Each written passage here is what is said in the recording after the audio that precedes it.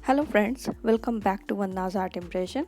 Friends, आज मैं फिर से लेके आई हूँ मधुबनी पेंटिंग की एक नई ट्यूटोरियल, जिसमें आज कश्मीरी स्टाइल की मधुबनी पेंटिंग पे वर्क करेंगे। उसके लिए सीट की रिक्वायरमेंट होगी। यहाँ मैंने लिया है 200 जीएसएम की सीट। आप 150 जीएसएम से कोई भी ऊपर की सीट ले सकते हैं। इसका साइज़ 12 बाय 17 इंचज़ है, या आप इसे A3 सीट भी बोल सकते हैं। इसके बाद हमें ज़रूरत होगी सीटी मार्कर की। यहाँ मैंने कैमल का सीटी मार्कर लिया है, आप कोई भी कंपनी का सीटी मार्कर ले सकते हैं। और मैंने एक रेड कलर का जेल पेन लिया है। सीटी मार्कर ब्लैक कलर का है। और फाइन वर्क के लिए मैंने माइक्रोन का पेन लिया है। ये देखिए, ये मैंने माइक्रोन का पेन लिया है। अगर आपके पास ये माइक्रोन का पेन अवेलेबल नहीं है तो आप जेल पेन से वर्क कर सकते हैं। तो चलिए स्टार्ट करते हैं आज की ट्यूटोरियल।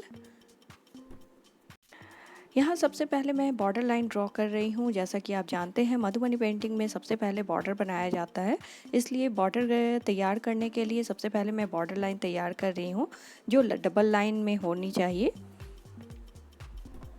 यहाँ मैं बॉर्डर लाइन के लिए ब्लैक कलर का यूज़ कर रही हूँ। ये बॉर्डर लाइन मेरी कंप्लीट हो गई है। अब हम लोग बॉर्डर ड्रॉ करने के लिए यहाँ पे कुछ पैटर्न्स ड्रॉ करेंगे। यहाँ मैं सर्कल पैटर्न्स ले रही हूँ जो डबल लाइन में है। मैं पहले ब्लैक कलर का सर्कल ड्रॉ करूँगी, उसके बाद उसके बीच में मैं रेड कलर का सर्कल ड्रॉ करूँगी। ये बहुत ही इजी बॉर्डर है जो बिगनर्स के लिए बहुत ज़रूरी है कि जब शुरुआत कर रहे हैं आप किसी पेंटिंग की, तो बहुत इजी बॉर्डर से स्टार्ट करें, जिससे आपका कॉन्फिडेंस भी बढ़ जाएगा। यहाँ मैंने सर्कल शेप लगभग तैयार कर दिया है बॉर्डर के लिए।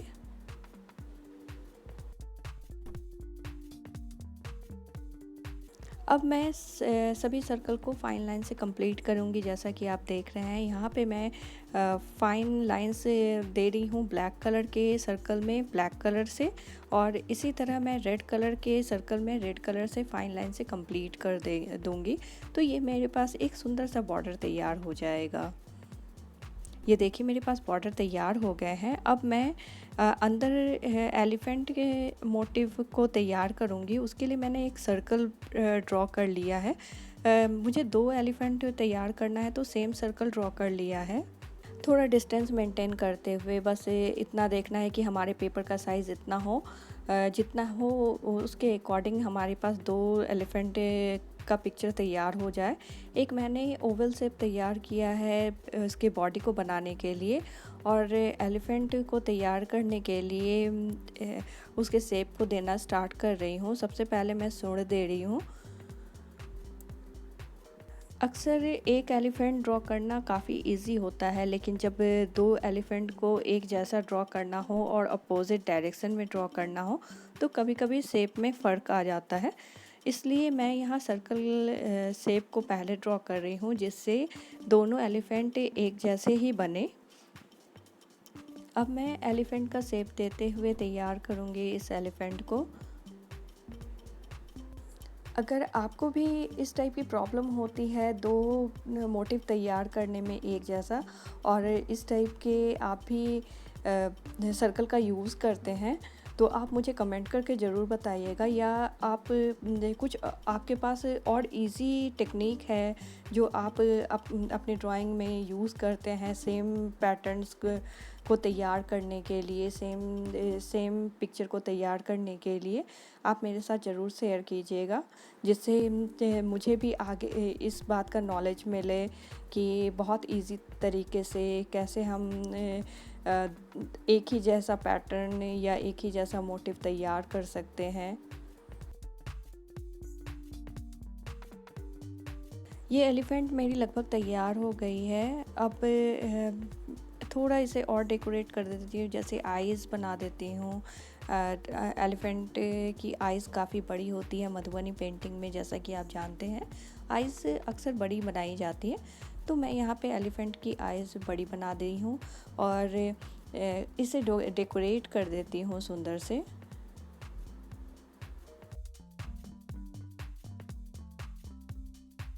इस तरह मेरे पहले एलिफ़ेंट तैयार हो जाने के बाद मैंने दूसरा एलिफ़ेंट भी तैयार कर लिया है। ये देखिए मेरे तैयार हो गए हैं एलिफ़ेंट। अब मैं यहाँ पे ट्री बनाऊँगी। यहाँ बीच में मैं ट्री बना के बहुत सारे ब्रांचेस बना के मैं बैकग्राउंड को पूरा फिल कर देती हूँ। अगर आपके पास बहुत सारा स्पेस बचा है तो आप इसमें कुछ बर्ड्स बना सकते हैं, जैसे पीकॉक, या बहुत सारे फ्लावर्स बना सकते हैं।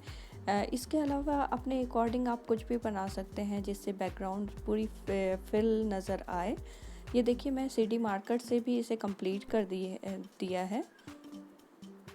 अब मैं इसे डेकोरेट करने के लिए सबसे पहले जो मैंने डबल लाइन दी है उसको मैं फाइन लाइन से फिल कर रही हूँ।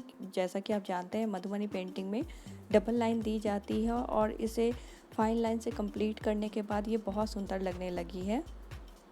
अब हम लोग डेकोरेट करेंगे एलिफेंट के ट्रंक को, बॉडी को, ईयर को। अब सबसे पहले ट्रंक को डेकोरेट करने के लिए मैं फाइन लाइन्स का यूज़ कर रही हूँ, जिसमें मैं रेड कलर यूज़ कर रही हूँ।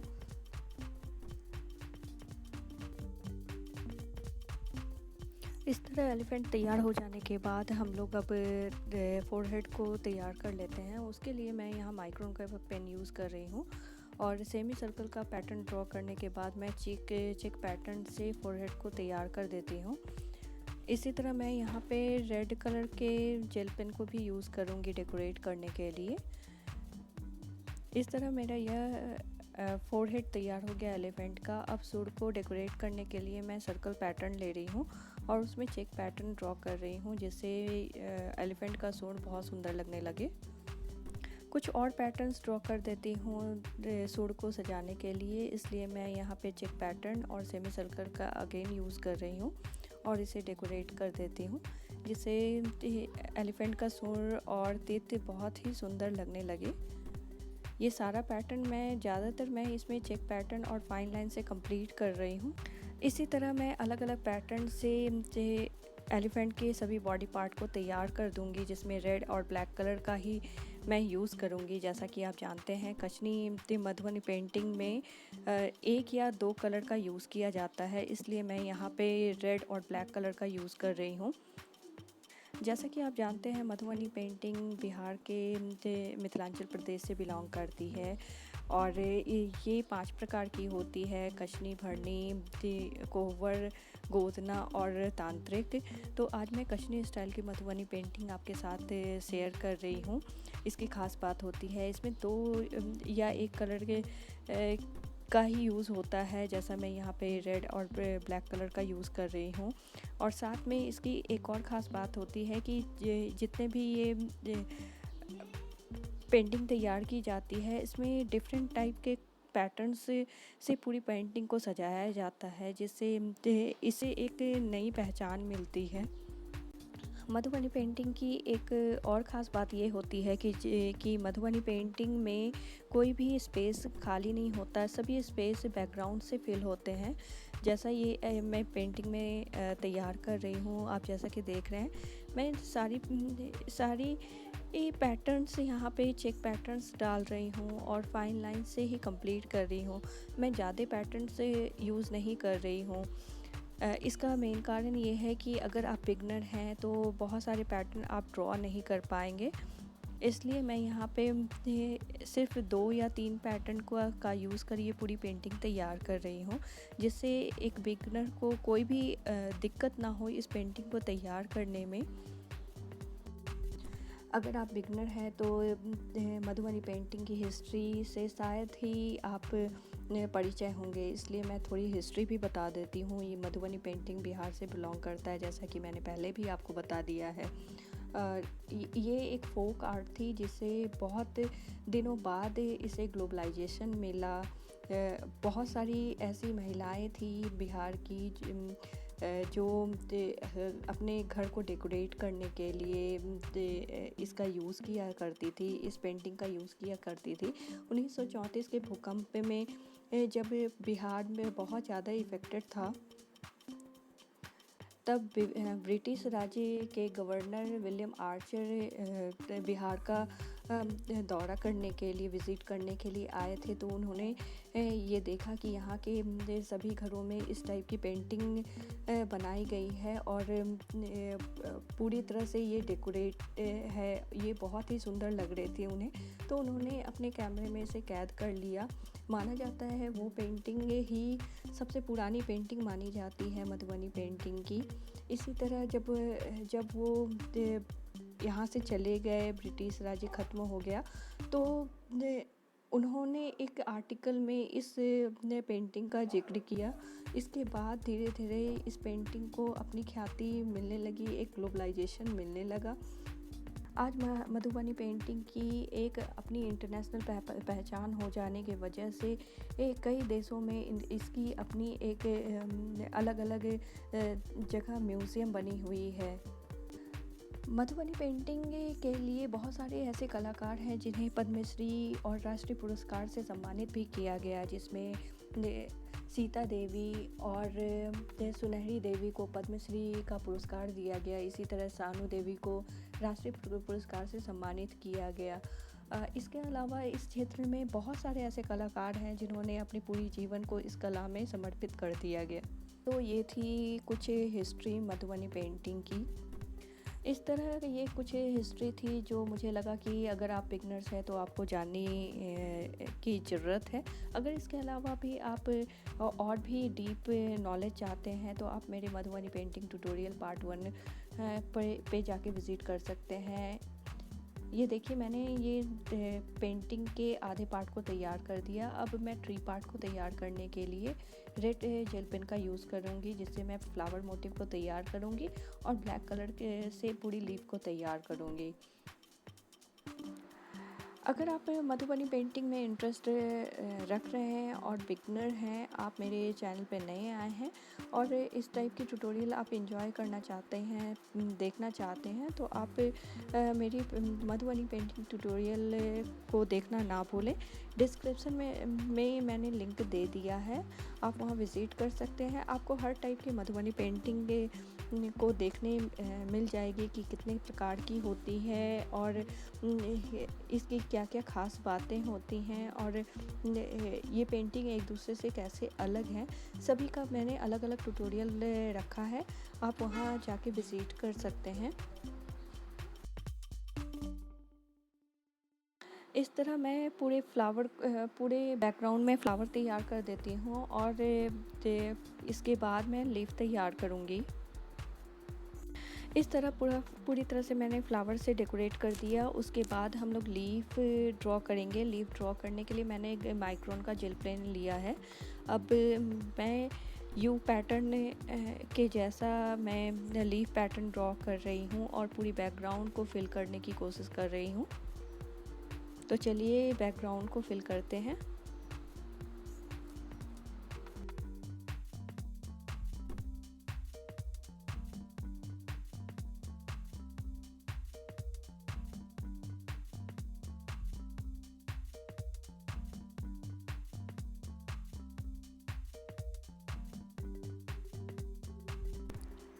उम्मीद करती हूँ ये पेंटिंग आपको बहुत ही इजी लगी होगी, क्योंकि ये मैंने स्पेशली बिगनर्स के लिए ये ट्यूटोरियल तैयार किया है।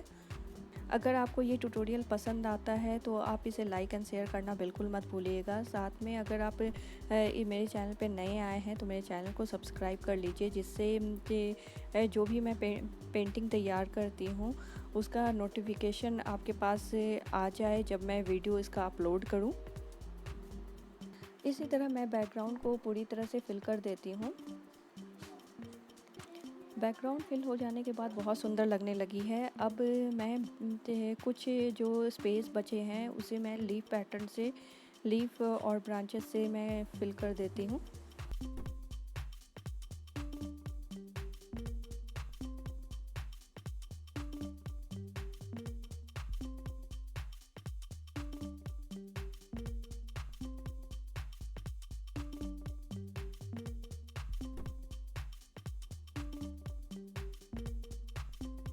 पूरी बैकग्राउंड को फिल हो जाने के बाद मैं ब्लैक कलर एक्रेलिक पेंट का यूज़ कर रही हूँ और 0 नंबर का ब्रश यूज़ कर रही हूँ।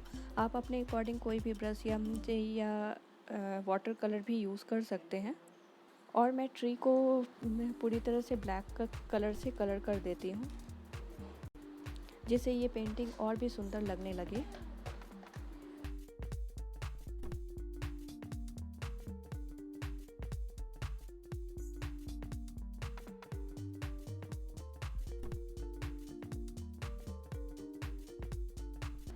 इस तरह ये ट्री तैयार हो गई है मेरी, और ये सुंदर लगने लगी है। अब नीचे के बेस को तैयार करने के लिए मैं फिर से ब्लैक कलर का यूज़ कर रही हूँ और फिल कर देती हूँ जो एरिया मेरा वाइट एरिया बचा हुआ है।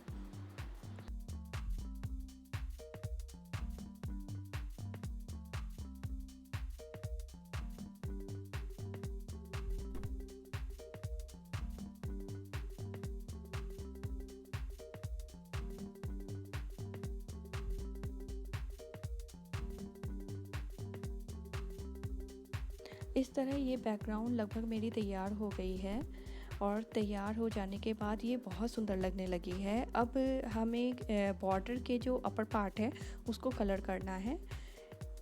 यहाँ पे मैं ब्लैक कलर यूज़ कर रही हूँ और 4 नंबर का फ्लैट ब्रश यूज़ कर रही हूँ, और इसे ब्लैक कलर से पूरी तरह से फिल करके दिखाती हूँ कि ये मेरी पेंटिंग कैसी बनी है। अगर आप इस पेंटिंग को देखना चाहते हैं तो मेरे एफबी पेज पे विज़िट कर सकते हैं। मेरे एफबी पेज का नाम है वंदना आर्ट एंड क्राफ्ट, और मेरे लेटेस्ट अपडेट के लिए भी मेरे इंस्टाग्राम को और मेरे फेसबुक को फॉलो कर सकते हैं।